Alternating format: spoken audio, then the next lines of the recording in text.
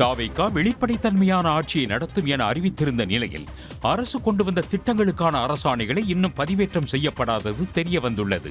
தாவேகா அரசு ஆட்சிக்கு வந்த தினமே இலவச மின்சாரம் உள்ளிட்ட 3 திட்டங்களுக்கு கையெழுத்து போடப்பட்டது. அதனைத் தொடர்ந்து சிங்கப்பெண்கள் சிறப்பு படை திட்டம் உள்ளிட்ட திட்டங்கள் கொண்டு வரப்பட்டன. ஆனால் இந்த திட்டங்கள் குறித்த அரசாணைகள் தமிழ்நாடு அரசின் இணையத்தில் பதிவேற்றம் செய்யப்படவில்லை. ஆனால் அவை அனைத்தும் பொதுவெளியில் கிடைக்கின்றன. மேலும் இந்த இணையதளத்தில் ஒரு சில துறைகளை தவிர மற்ற அனைத்து துறைகளும் புதுப்பிக்கப்படாமலும் உள்ளன.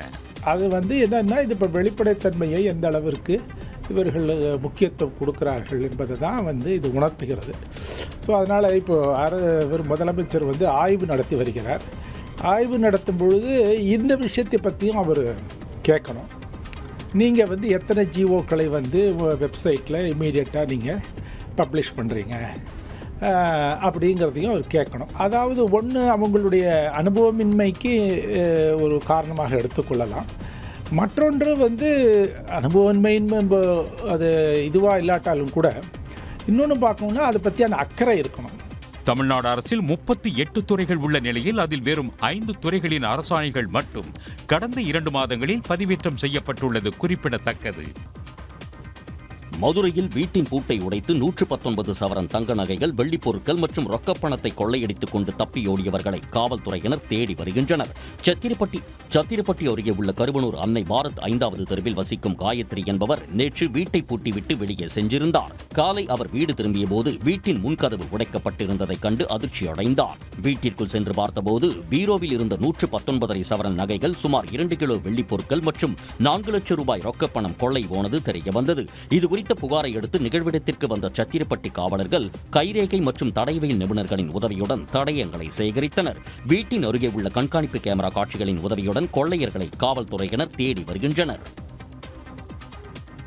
கோவை மாவட்டம் பொள்ளாச்சி அருகே உள்ள குரங்கு அருவி எனப்படும் ஆழியார் கவி அருவியில் திடீர் வெள்ளப்பெருக்கு ஏற்பட்டதை அடுத்து பயணிகள் குளிக்க தடை விதிக்கப்பட்டுள்ளது. வறட்சி காரணமாக கடந்த சில நாட்களாக கவி அருவி மூடப்பட்டதால் சுற்றுலா பயணிகள் ஏமாற்றம் அடைந்து வந்தனர். இந்நிலையில் கடந்த சில நாட்களாக மேற்கு தொடர்ச்சி மலையடிவாரத்தில் உள்ள ஆழியார் நீர்பிடிப்பு பகுதிகளில் மழை பெய்து வருவதால் ஆழியார் கவி அருவியில் திடீர் வெள்ளப்பெருக்கு ஏற்பட்டுள்ளது.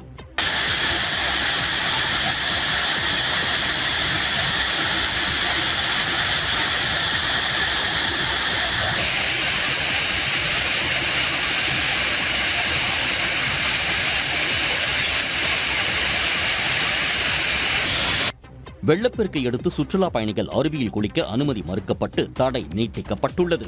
அருவிக்கு வரும் நீரின் அளவு சீரானதும் சுற்றுலா பயணிகளுக்கு கவி அருவியில் குளிக்க அனுமதி அளிக்கப்படும் என்று அதிகாரிகள் தெரிவித்துள்ளனர். விருதுநகர் மாவட்டம் அருப்புக்கோட்டை அருகே 3 மாதங்களாக குடிநீர் விநியோகிக்கப்படாததை கண்டித்து பெண்கள் காலி குடங்களுடன் சாலை மறியல் போராட்டத்தில் ஈடுபட்டனர். பாளையம்பட்டி ஊராட்சிக்குட்பட்ட வடக்கு தெரு மற்றும் நீராவி தெரு மக்கள் ஜல்ஜீவன் திட்டத்தின் கீழான பணிகள் முழுமை அடையாததால் கடந்த 3 மாதமாக அருகில் உள்ள கிராமத்திற்கு சென்று குடிநீர் எடுத்து வந்தனர். அப்பகுதி மக்களும் திடீரென தண்ணீர் எடுக்க எதிர்ப்பு தெரிவித்ததால் ஆத்திரமடைந்த வடக்கு தெரு மக்கள் இன்று காலை அருப்புக்கோட்டை மதுரை சாலையில் காலி குடங்களுடன் மறியல் போராட்டத்தில் ஈடுபட்டனர்.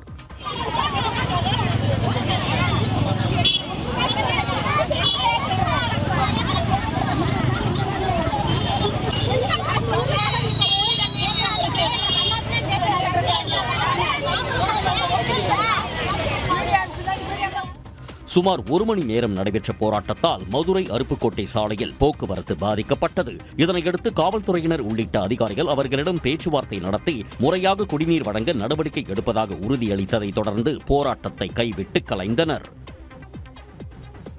ஜம்மு காஷ்மீரில் பலத்த மழையால் ஏற்பட்ட நிலச்சரிவு காரணமாக பல்வேறு நெடுஞ்சாலைகள் துண்டிக்கப்பட்டதால் போக்குவரத்து பாதிக்கப்பட்டுள்ளது. குறிப்பாக கிஸ்துவாரில் செனாப் ஆற்றின் குறுக்கே கட்டப்பட்டு வரும் 540 மெகாவாட் திறன் கொண்ட குவார் நீர்மின் திட்டப் பகுதிக்கு அருகே பெய்த கனமழையால் பெரும் நிலச்சரிவு ஏற்பட்டுள்ளது.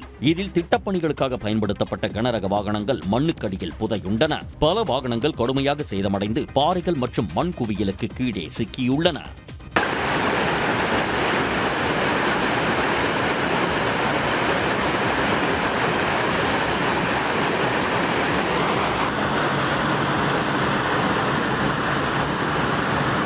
கனமழையால் பிரேம் நகரில் நிலச்சரிவுகளால் கிஷ்வார் டோடா நெடுஞ்சாலையில் போக்குவரத்து தடைபட்டுள்ளது. உயிர் சேதம் ஏதும் பதிவாகாத நிலையில் நிலச்சரிவால் பாதிக்கப்பட்ட பகுதிகளை சீரமைக்கும் பணிகள் முழு வீச்சில் நடைபெற்று வருகின்றன.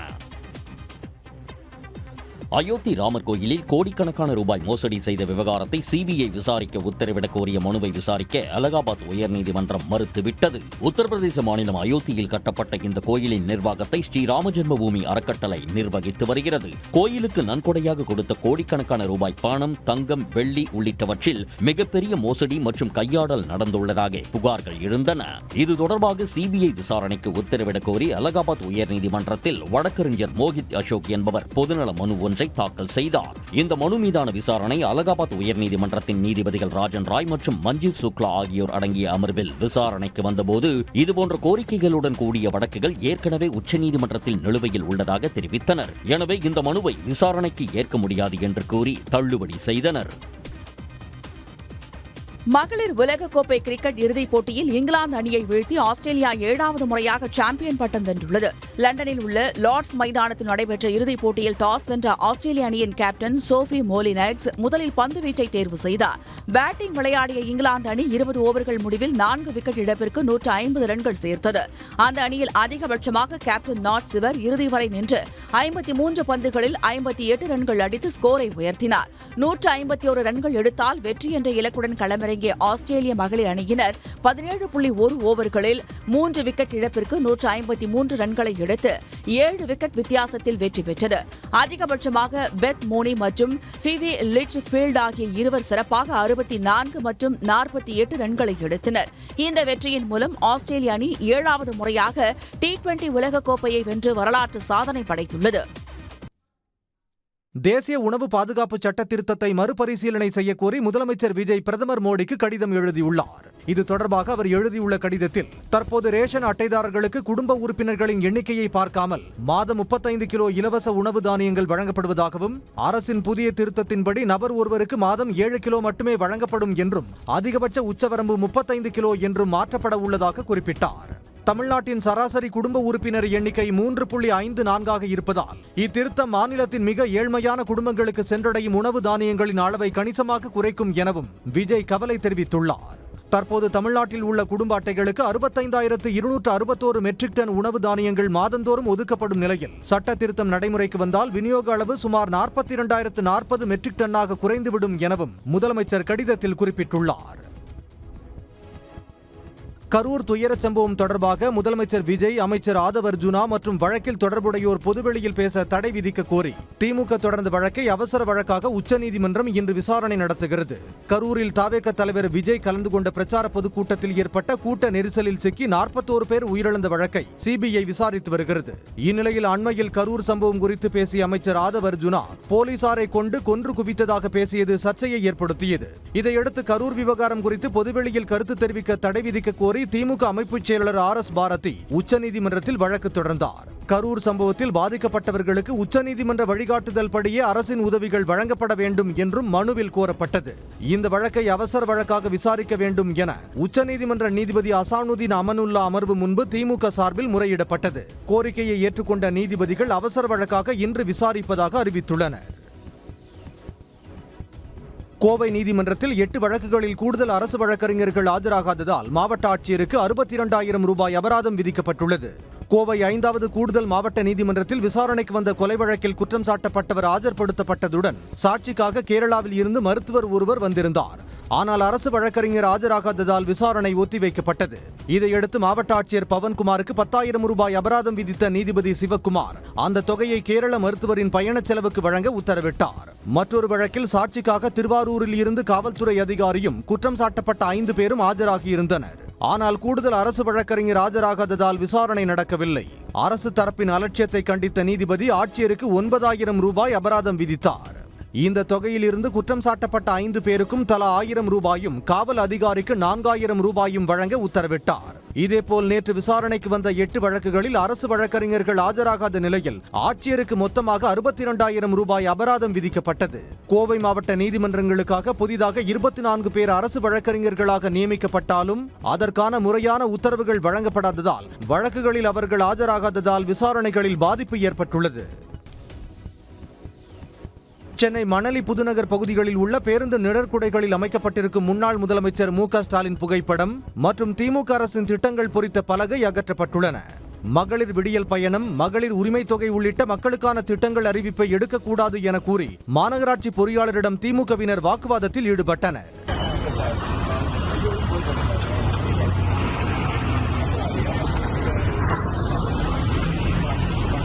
முன்னதாக நெம்மேலியில் உள்ள கடல் நீரை குடிநீராக்கும் நிலைய கட்டுமான கல்வெட்டில் இருந்த முன்னாள் முதலமைச்சர் மு.க. ஸ்டாலின் பெயரை நீக்கியது திமுகவினரிடம் கொந்தளிப்பை ஏற்படுத்தியது. சேலம் மாவட்டம் ஆத்தூர் பகுதியில் வெயில் மற்றும் மழை காரணமாக கத்தரிக்காய் சாகுபடி பாதிக்கப்பட்டுள்ளதாக விவசாயிகள் வேதனை தெரிவித்துள்ளனர். ஆத்தூர் சுற்றுவட்டார பகுதிகளான அம்மம்பாளையம், புங்கவாடி, கடம்பூர் உள்ளிட்ட பல்வேறு கிராமங்களில் சுமார் 500 ஏக்கர் பரப்பளவில் கத்தரிக்காய் சாகுபடி செய்யப்பட்டுள்ளது. இங்கு விளைவிக்கப்படும் கத்தரிக்காய் ஆத்தூர் மற்றும் தலைவாசல் பகுதியில் உள்ள காய்கறி சந்தைகளுக்கும் உழவர் சந்தைக்கும் விற்பனைக்கு கொண்டு செல்லப்படுகிறது. இந்நிலையில் கோடைக்காலம் தொடங்கியது முதல் சுட்டெரிக்கும் வெயிலின் தாக்கம் மற்றும் தற்போது காற்றுடன் கூடிய மழை பெய்வதால் கத்தரிக்காய் செடிகளில் பூக்கள் உதிர்ந்து விளைச்சல் பாதிக்கப்பட்டுள்ளதாக விவசாயிகள் தெரிவித்துள்ளனர். விளைச்சல் குறைந்து வரத்து குறைந்ததால் 300 ரூபாய்க்கு விலை போன 14 கிலோ எடை கொண்ட ஒரு பெட்டி 600 ரூபாய்க்கு வியாபாரிகள் கொள்முதல் செய்யும் நிலை ஏற்பட்டுள்ளது. இதனால் சில்லறை விற்பனையிலும் கத்தரிக்காய் விலை அதிகரித்துள்ளது. திருவள்ளூர் மாவட்டம் சோழவரம் அருகே குண்டும் குழியுமாக மாறிய சாலையை சீரமைக்க வலியுறுத்தி பொதுமக்கள் சாலை மறியல் போராட்டத்தில் ஈடுபட்டனர். சோழவரத்தில் இருந்து உரக்காடு செல்லும் சாலை முற்றிலுமாக போக்குவரத்திற்கு பயன்படுத்த முடியாத நிலையில் இருப்பதாகவும் மணல் ஏற்றி செல்லும் லாரிகளால் சுகாதார சீர்கேடு ஏற்படுவதாகவும் மக்கள் புகார் தெரிவித்தனர். பல மாதங்களாக சாலையை சீரமைக்க வலியுறுத்தி அதிகாரிகளிடம் முறையிட்டும் நடவடிக்கை இல்லாததால் சாலை மறியலில் ஈடுபட்டனர். இதுல வந்து இந்த டிப்பர் வண்டிங்க ஓவரா போதா சாம்பல் மண்ணுங்க பறக்குது. அப்படியே குழந்தை குட்டி எல்லாமே வீட்டுல பெரியவங்க எல்லாம் வீசிங் மாதிரி வருது. இந்த டஸ்ட் வீட்டுக்குள்ள வருது. சாப்பிட முடியல எங்களால. ஒரே மண்ணு, வீட்டுக்குள்ளேயே போக முடியல சார். அந்த அளவுக்கு இருக்குது. நாங்களும் பல முறை சொல்லி பார்த்தோம். ஆனா அவங்க யாரும் ஒரு ஸ்டெப் எடுக்கிற மாதிரி நாங்க இன்னைக்கு மறியல் பண்ண. இன்னைக்கு நாங்க குண்டும் குழிமான சாலையில் ஜல்லிக்கற்களை மட்டுமே கொட்டுவதாகவும் அவற்றில் வாகனங்கள் சிக்கி சரிந்து விழுந்து காயம் ஏற்படுவதாகவும் தெரிவித்தனர். இலவச வீட்டுமனை பட்டா வழங்க கோரி நாகை மாவட்ட ஆட்சியரிடம் 3 கிராமங்களைச் சேர்ந்த பட்டியல் இன மக்கள் மனு அளித்தனர். வெளிப்பாளையம், தாமரைக்குளம், தென்கரை பகுதியில் 150 ஆண்டுகளாக கோயில் நிலத்தில் குடிசைகள் அமைத்து ஏராளமான பட்டியல் இன மக்கள் வாழ்ந்து வருகின்றனர். அவர்களுக்கு தனிப்பட்டா வழங்க கோரி நாகை மாவட்ட ஆட்சியர் அலுவலகத்தில் அந்த கிராம மக்கள் மனு அளித்தனர். நாங்க பல வருஷமா வீட்டு பட்டா இல்லாம ஒரே வீட்டுல 3 குடும்பம் 4 குடும்பம் வச்சுக்கிட்டு ரொம்ப கஷ்டப்பட்டு இருக்கோம். எங்களுக்கு இதுவரை யாரும் எதுவும் பண்ணி தரல. அதனால இன்னைக்கு இவ்வளவு பேர் கஷ்டப்படுறோம். அதனால பட்டா வாங்கணும் அப்படிங்கிறதுக்காக கலெக்டர்கிட்ட மனு கொடுக்க வந்திருக்கோம். ஒரத்தூர் பகுதியில் உள்ள அரசு புறம்போக்கு நிலத்தை தங்களுக்கு ஒதுக்கி இலவச வீட்டுமனை பட்டா வழங்க வேண்டும் என்று பட்டியலின மக்கள் வலியுறுத்தினர்.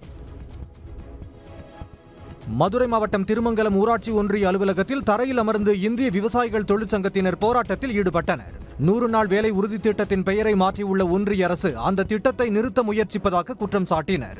கோடிக்கணக்கான மக்களின் வாழ்வாதாரமாக உள்ள இந்த திட்டத்தை பாதுகாக்க தாவேக அரசு நடவடிக்கை எடுக்கவில்லை என்று அந்த தொழிற்சங்கத்தினர் தெரிவித்தனர். 40% தமிழ்நாடு மாநில அரசு ஒத்துக்கொள்ள வேண்டும் என்ற புதிய இந்த ஏபிபிஜி ராம்ஜி திட்டத்தை மோடி கடுமையாக நிறைவேற்ற இங்கே துடிக்கிறார்.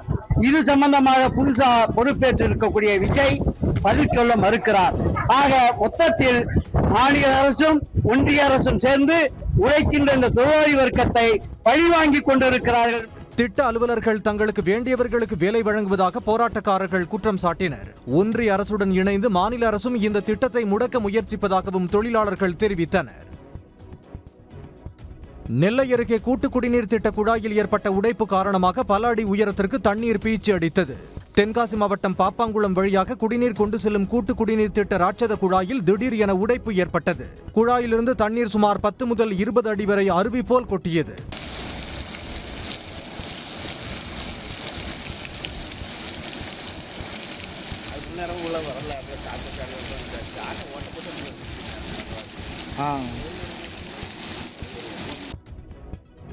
சத்தியமங்கலம் அடுத்த திம்ப மலைப்பாதையில் உலா வந்த சிறுத்தையால் வாகன ஓட்டிகள் அச்சமடைந்தனர். அங்குள்ள புலிகள் காப்பக வனப்பகுதியில் இருந்து வனவிலங்குகள் அடிக்கடி வெளியேறி வருகிறது. இந்நிலையில் திம்பம் மலைப்பாதையில் வனப்பகுதியை விட்டு வெளியே வந்த சிறுத்தையை காரில் சென்றவர்கள் வீடியோ எடுத்தனர். சாலையில் உலாவிய அந்த சிறுத்தை சிறிது நேரத்தில் வனப்பகுதிக்குள் சென்றது.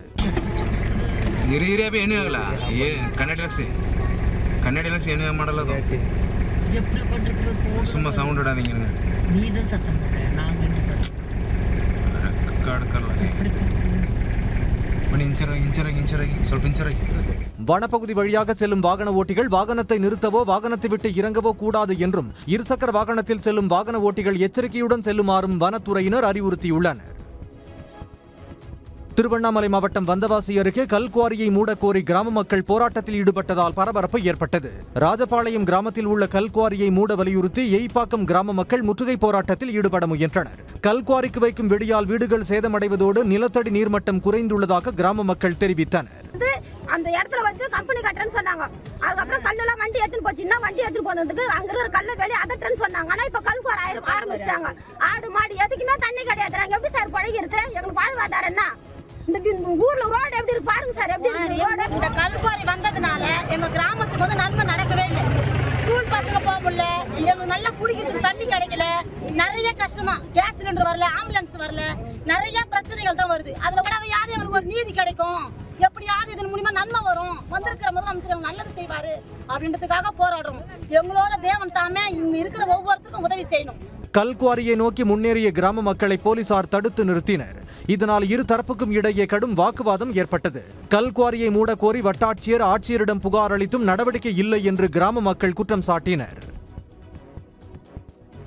பாலாற்றில் கலக்கும் தொழிற்சாலை கழிவுகளை தடுக்க தவறிய மாசு கட்டுப்பாட்டு வாரியத்தை கண்டித்து திருப்பத்தூர் மாவட்ட விவசாயிகள் போராட்டத்தில் ஈடுபட்டனர். வாணியம்பாடியில் உள்ள மாசு கட்டுப்பாட்டு வாரிய அலுவலகம் முன்பு ஆர்ப்பாட்டம் செய்த அவர்கள் பாலாற்றில் கழிவுகள் கலப்பதை அதிகாரிகள் தடுக்கவில்லை என்று முழக்கங்களை எழுப்பினர்.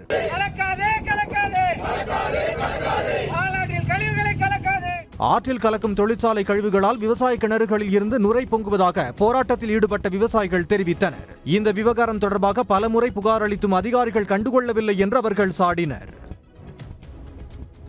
ஆன்லைனில் இருக்கும் வன்மம் தனக்கு சுத்தமாக பிடிக்கவில்லை என கூறியுள்ள நடிகர் விஷ்ணு விஷால் அதற்கு எதிராக தான் எப்போதும் நிற்பேன் என்றும் தெரிவித்துள்ளார். சென்னை ரோஹிணி திரையரங்கில் கட்டா குஸ்தி 2 திரைப்படத்தை சிறப்பு திறன் குழந்தைகளுடன் நடிகர் விஷ்ணு விஷால் படம் பார்த்து ரசித்தார்.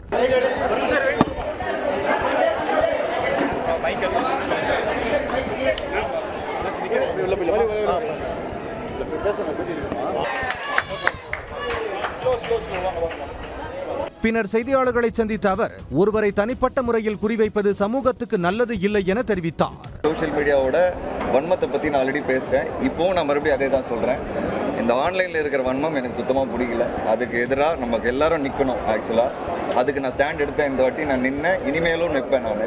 ஏன்னா ஒருத்தரை டார்கெட் பண்ணுறதுங்கிறது பர்சனலாங்கிறது நல்லா இல்லை. அது சொசைட்டிக்கே நல்லது இல்லை. சொசைட்டி நல்லா மாறணுங்கிறது நம்மலாம் எல்லாம் பேசிகிட்டு இருக்கோம். பட் சோஷியல் மீடியா தான் உல்டாவாக மாறிட்டு இருக்கு. ஸோ அதுக்கு அகேன்ஸ்டாக நான் நிற்பேன். இதனிடையே திரைப்படத்தை கண்டு ரசித்த குழந்தைகளும் சிறப்பு திறன் குழந்தைகளும் தங்களது மகிழ்ச்சியை வெளிப்படுத்தினர். கோவை அருகே தம்மணம்பாளையத்தில் செயல்பட்டு வந்த தனியார் நிறுவன குடோனில் 118 டன் யூரியா பதுக்கி வைக்கப்பட்டது கண்டுபிடிக்கப்பட்டது. விவசாயிகளுக்கு மானிய விலையில் வழங்கப்படும் 45 கிலோ எடை கொண்ட யூரியா மூட்டைகள் மொத்தம் 2637 அதிகாரிகள் பறிமுதல் செய்தனர். பதுக்கி வைக்கப்பட்ட யூரியா கேரளாவில் உள்ள பிளைவுட் தயாரிப்பு நிறுவனங்களுக்கு கள்ளச்சந்தையில் கூடுதல் விலைக்கு விற்றது விசாரணையில் தெரிய வந்தது. என்ன தெரியுதுன்னா, இந்த யூரியாவும் வந்து ஃபார்மால்டிஹைட்னு ஒரு சொல்யூஷன், அது வந்து கலர்லெஸ் ஆர்டர்லெஸ் சொல்யூஷனு. அதுவும் இந்த யூரியா மிக்ஸ் பண்ணும்போது என்னன்னா, இந்த ஃபெவிகால் மாதிரி ஒரு பேஸ்ட் கலகு, அது வந்து அந்த மரம் ஓட்டருக்கு, டோர்ஸுக்கு, இதுக்கு எல்லாமே அந்த அடிசிவ் கம் மாதிரி அதை யூஸ் பண்ணுவாங்க. ஸோ அதுதான் வந்து இங்கே மெயினாக பண்ணிட்டு இருக்காங்க போல. ஸோ எப்படின்னா அக்ரிகல்ச்சர்லேருந்து எடுத்து லைக் ஃபார்மர்ஸ்லேருந்து எடுத்து நம்ம பிடிங்கி வந்து கமர்ஷியல் பர்பஸ்க்கு யூஸ் பண்ணுறாங்க. ஸோ அது வந்து ஆல்ரெடி விவசாயிகளுக்கு பாதிப்பு. 2000க்கும் மேற்பட்ட யூரியா மூட்டைகள் பதுக்கி வைத்திருந்த ஆசிப் கே அலி, KM பாலகிருஷ்ணன், மகிபாலன் உள்ளிட்ட 5 பேர் தப்பி ஓடிய நிலையில் 2 லாரி ஓட்டுநர்களை போலீசார் கைது செய்தனர். உடனுக்குடன் செய்திகளை தெரிந்து கொள்ள சன் நியூஸ் பெல் ஐகானை கிளிக் பண்ணுங்க.